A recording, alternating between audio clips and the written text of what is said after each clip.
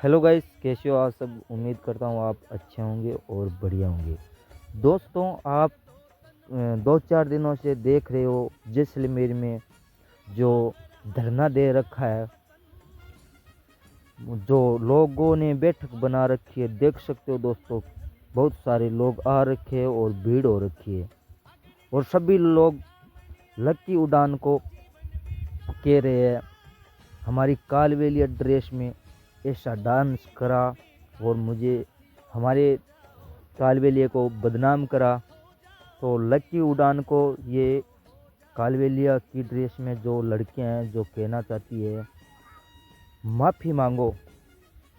दोस्तों, मेरा तो यही कहना है लक्की उड़ान को, इस ड्रेस में जो वीडियो बनाया है, लक्की उड़ान को माफ़ी मांगनी चाहिए या नहीं मांगनी चाहिए। आप कमेंट में ज़रूर राय दें। ओके, राम राम, जय खमा।